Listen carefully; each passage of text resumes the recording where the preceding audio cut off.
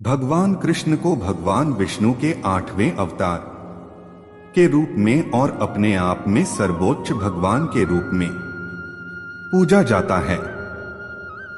वह करुणा, कोमलता, प्रेम के देवता हैं और सभी देवताओं में सबसे लोकप्रिय और व्यापक रूप से पूजनीय हैं। उन्होंने हमें जीवन, प्रेम, खुशी, धर्म, मोक्ष, भक्ति, योग, ध्यान, धर्म, सत्य के बारे में सब कुछ सिखाया। आइए जानते हैं श्री कृष्ण के श्री मुख से निकले कुछ अनमोल वचनों को। वह सब कुछ करो जो तुम्हें करना है, लेकिन लालच से नहीं, अहंकार से नहीं, वासना से नहीं, ईर्ष्या से नहीं, बल्कि प्रेम, करुणा, नम्रता और भक्ति के साथ। भगवान श्री कृष्ण इस अनमोल वचन के माध्यम से कार्य करने की नियत का उल्लेख करते हैं। जब किसी भी कार्य करने में अगर लालच होगा, बेईमानी होगी, जलन होगी, तो वो काम न तो सही होगा और न ही उसके परिणाम फलदायी होंगे। इसके अतिरिक्त जिस कार्य को हम पूरे मन से प्रेम पूर्वक करेंगे, तो वो न सिर्फ हमारे लिए बल्कि समाज के लिए भी हितप्रद होगा। नर्क के 3 द्वार हैं, काम, क्रोध और लोभ। जो व्यक्ति कामी प्रवृत्ति का होता है, जिसके मन में लोभ होता है, और जो अत्यधिक क्रोधी स्वभाव का होता है, उसके लिए नर्क के द्वार सदैव खुले होते हैं। अर्थात ऐसे व्यक्ति को तो सिर्फ नर्क में ही जगह मिलती है। मैं ही सृष्टि का आदि, मध्य और अंत हूं। भगवान श्री कृष्ण ही इस सृष्टि के पालनहार है। वही इस संसार की शुरुआत थे, वही मध्य और वही अंत होंगे। जो आप जो चाहते हैं उसके लिए नहीं लड़ते हैं, तो जो खोया उसके लिए मत रो। मनुष्य सब कुछ चाहता है, पर सब कुछ उसे नहीं मिल सकता। आपको जो नहीं मिला उसके लिए पश्चाताप मत करो, और जो आपसे खो गया, जो आपसे अलग हो गया, उसके लिए निराश भी मत हो। मैं सभी प्राणियों के हृदय में स्थित आत्मा हूं। मैं सभी प्राणियों का आदि, मध्य और अंत भी हूं। हर व्यक्ति श्री कृष्ण से जुड़ा है और श्री कृष्ण हर व्यक्ति से जुड़े हैं। वही हमारे आदि, मध्य और अंत है। ठंड या गर्मी, सुख या दर्द का अनुभव करें। ये अनुभव क्षणभंगुर हैं, वे आते हैं और जाते हैं। उन्हें धैर्यपूर्वक सहन करें। समय एक सा नहीं रहता। आज दुख है तो कल सुख भी आएंगे, और सुख के बाद दुख भी आना स्वाभाविक है। आपको पूरे धैर्य और श्री कृष्ण पर विश्वास के साथ अपना जीवन निर्वाह करना चाहिए। सत्य कभी नष्ट नहीं हो सकता। अच्छा करने से नहीं डरना चाहिए। लोग अक्सर सच कहने से बचते हैं या डरते हैं, पर सत्य कभी छुप नहीं सकता और न ही कभी मिट सकता है। कितना भी छुपा ले, पर सच तो उजागर हो ही जाएगा। इसलिए जो बात सच पर आधारित हो, उसे करने या कहने और मानने से कभी नहीं डरना चाहिए। इस शरीर का मोह मत करो, यह तो माटी है, माटी में मिल जाएगा। अमर तो आत्मा है, जो परमात्मा में मिल जाएगी। लोग अपने शरीर को सुंदर बनाने में लगे रहते हैं, पर आत्मा की सुंदरता शरीर की सुंदरता से कहीं ज्यादा महत्वपूर्ण है। शरीर तो नश्वर है, मिट्टी ही तो है, तो मिट्टी में ही मिल जाता है, पर आत्मा अमर है। इसलिए आत्मा की सुंदरता पर ध्यान दो। आत्मा की सुंदरता अपने को श्री कृष्ण में लीन करने में मिलती है। जो हुआ अच्छा हुआ, जो होता है अच्छे के लिए होता है। कभी कभी विपरीत परिस्थितियां हमारी वर्तमान स्थिति को अच्छा करने के लिए आती हैं। मन चंचल है, इसे और संयमित करना कठिन है, लेकिन यह अभ्यास से वश में हो जाता है। मन चंचल होता है, यह इधर उधर भागता है और किसी भी कार्य की एकाग्रता का दुश्मन है। लेकिन यदि यह व्यक्ति के वश में हो जाए तो इससे अच्छा कोई मित्र नहीं है। मन को एकाग्र करना जरूरी है, बस थोड़े से प्रयास और अभ्यास की जरूरत है। मेरे लिए न कोई घृणित है और न ही कोई प्रिय, न कोई निर्धन है और न ही कोई धनी, बस जो भक्ति भाव के साथ मुझे याद करते हैं। मैं उनका हूं और वो मेरे। श्री कृष्ण उन्हीं के हैं जो श्री कृष्ण के हैं। भगवान तो बस प्रेम भक्ति के भूखे हैं। जो भी उनकी भक्ति में लीन होता है, जो भी प्रेम से उन्हें याद करता है, वो सदैव उसका कल्याण करते हैं। मैं हमेशा तुम्हारे साथ और तुम्हारे आसपास रहता हूं, चाहे तुम कुछ भी कर रहे हो। जब भी आप कोई बुरा कार्य करते हो या अच्छा कार्य करते हो, आपको लगता है कि कोई देख नहीं रहा, तो यहां श्री कृष्ण कहते हैं कि तुम जो कुछ भी कर रहे हो, मेरी दृष्टि सदैव तुम पर है। इसलिए आप यह मत समझे कि आप अकेले हैं। आपके साथ श्री कृष्ण सदैव हैं। जो कुछ हुआ अच्छे के लिए हुआ, जो हो रहा है अच्छे के लिए हो रहा है, जो होगा वह भी अच्छे के लिए ही होगा। तो सकारात्मक रहो और अपना कर्म करो। आप वही हैं जिसमें आप विश्वास करते हैं। आप वह बन जाते हैं जो आप मानते हैं कि आप बन सकते हैं। हमारी सफलता और असफलता इस बात पर निर्भर करती है कि हम खुद पर कितना विश्वास करते हैं। व्यक्ति जो चाहे बन सकता है, यदि पूरे विश्वास के साथ अपने लक्ष्य पर लगातार चलता रहे। जिस इंसान के चारों तरफ नकारात्मक लोग रहते हैं, उस इंसान का मंजिल से भटक जाना तय है। कहते हैं मन के हारे हार है और मन के जीते जीत।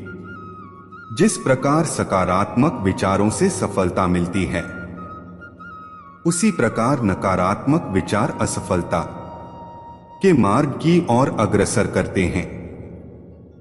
क्योंकि जैसा हम सोचते हैं वैसे ही हम बनते जाते हैं और अपने विचारों के माध्यम से ही हमें नकारात्मक और सकारात्मक परिणाम मिलते हैं। अपने अनिवार्य कर्तव्य का पालन करें, क्योंकि क्रिया वास्तव में निष्क्रियता से बेहतर है। मनुष्य ही एक ऐसा प्राणी है जो कर्म करता है, इसलिए कर्म करना प्रत्येक व्यक्ति का धर्म भी है। कर्म करने वाला व्यक्ति ही कर्मवीर कहलाता है। इसलिए कार्य करते रहना खाली बैठे रहने से हमेशा बेहतर होता है। जहां भी सभी मनुष्यों के स्वामी कृष्ण हैं और जहां अर्जुन सर्वोच्च धनुर्धर हैं, वहां भी निश्चित रूप से ऐश्वर्य, विजय, असाधारण शक्ति और नैतिकता होगी। श्री कृष्ण जगत के पालनहार और धनुर्धनों में श्रेष्ठ अर्जुन जहां होते हैं, वहां निश्चित ही विजय, असाधारण शक्ति और नैतिकता होती है। समय हमेशा चलता रहता है, कभी रुकता नहीं। यदि आज बुरा समय है तो कल अच्छा होगा। इसलिए आप बिना किसी स्वार्थ के सिर्फ कर्म कीजिए, फल समय खुद देगा। न तो समय रुकता है और न ही एक सा रहता है। बुरा समय हो या अच्छा समय बदलता जरूर है। आज बुरा है तो कल अच्छा और अच्छा है, तो फिर बुरा समय जरूर आएगा। सुख के बाद दुख और दुख के बाद सुख आते जाते रहते हैं। इसलिए इस पर हमारा कोई वश नहीं है। लेकिन कर्म पर हमारा वश जरूर है। आप सिर्फ कर्म करिए, फल की चिंता किए बगैर। समय आने पर फल जरूर मिलेगा। जो अहंकार से मोहित हो जाता है वह सोचता है मैं करता हूं। जो अज्ञानी व्यक्ति होता है वो यह गलतफहमी पाल लेता है कि मैं करता हूं, सभी कार्य मेरे द्वारा किए जा रहे हैं। ऐसा जान उसमें अहंकार घर कर लेता है। परंतु इस सृष्टि में जो भी हो रहा है वो तो प्रकृति द्वारा किया जा रहा है। अज्ञानता के कारण व्यक्ति में जो मैं का अहंकार जन्म ले लेता है तो उसका पतन होना निश्चित है। मैं किसी का भाग्य निर्माण नहीं करता। हर व्यक्ति अपना भाग्य स्वयं बनता है। श्री कृष्ण कहते हैं कि वो किसी के भी भाग्य के निर्माता नहीं, व्यक्ति खुद ही अपना भाग्य लिखता है। आप जैसा बीज बोएंगे आप वैसी ही फसल ही काटेंगे। आप जैसा कर्म करेंगे आपको वैसे है परिणाम मिलेंगे। यदि विद्यार्थी मन लगाकर पढ़ाई करेंगे तो परीक्षा में सफल होंगे। इसलिए हर व्यक्ति का भाग्य तभी बदलेगा जब वो ऐसे कर्म करेगा। जो कुछ भी है वो वर्तमान में है।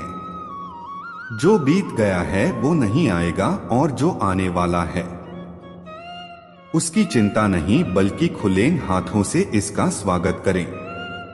भ्रम और संदेह से परे जब आप भगवान से प्यार करते हैं तो आप हर चीज से प्यार करते हैं। मन उन लोगों के लिए दुश्मन की तरह काम करता है जो इसे नियंत्रित नहीं करते हैं। और जिसने अपने मन को जीत लिया है उसके लिए मन सबसे अच्छा मित्र है। जो कर्म में अकर्म देखता है और अकर्म में कर्म देखता है वह मनुष्य में बुद्धिमान होता है। आप केवल कर्म के हकदार हैं, उसके फल के कभी नहीं। मनुष्य अपने विश्वास से निर्मित होता है। जैसा वह मानता है वैसा ही वह है। आत्मा विनाश से परे है। कोई भी उस आत्मा का अंत नहीं कर सकता है। खुशी मन की एक ही अवस्था है जिसका बाहरी दुनिया से कोई लेना देना नहीं है। कोई भी व्यक्ति जो अच्छा काम करता है उसका कभी भी बुरा अंत नहीं होगा, चाहे यहां या आने वाले संसार में। जिनके मन और आत्मा में सामंजस्य है, जो इच्छा और क्रोध से मुक्त हैं, जो अपनी आत्मा को जानते हैं, उनके साथ ईश्वर की शांति है। पूर्ण लगन के साथ अपना कार्य करो, लेकिन उसके फल की इच्छा मत करो, क्योंकि जब आप फल की इच्छा करते हैं तब कहीं न कभी आप अपने कार्य में पूर्ण रूप से समर्पित नहीं हो पाते। अपनी इच्छा की शक्ति से अपने आप को नया आकार दें। अपने आप को कभी भी स्वेच्छा से नीचा न होने दें। बुद्धिमान अपनी चेतना को एकीकृत करते हैं और कर्म के फल के प्रति आसक्ति को त्याग देते हैं। हम जो कुछ भी हैं वह हमने सोचा है उसका परिणाम है। हम अपने विचारों से बने हैं। हम अपने विचारों से ढाले जाते हैं। ऐसा कोई समय नहीं था जब मैं नहीं था। न अब न ही इनमें से कोई राजा, नहीं कोई भविष्य है जिसमें हम नहीं रहेंगे। जिस प्रकार इस शरीर में रहने वाला बचपन, युवावस्था और वृद्धावस्था से गुजरता है, उसी प्रकार मृत्यु के समय वह केवल दूसरे प्रकार के शरीर में प्रवेश करता है। बुद्धिमान इसके बहकावे में नहीं आते। न यह शरीर तुम्हारा है और न तुम इस शरीर के। यह शरीर तो अग्नि, जल, वायु, पृथ्वी, आकाश से बना है और इसी में मिल जाएगा, परंतु आत्मा स्थिर है। फिर तुम क्या हो? तुम अपने आप को मुझे अर्पित करो। यही सबसे उत्तम सहारा है। जो इसके सहारे को जानता है वह भय, चिंता, शोक से सर्वदा मुक्त है। आत्मा अमर है, न तो इसे कोई शस्त्र काट सकता है और न ही अग्नि इसे जला सकती है। जल इसके तेज को बुझा नहीं सकता और न ही वायु इसे सुखा सकती।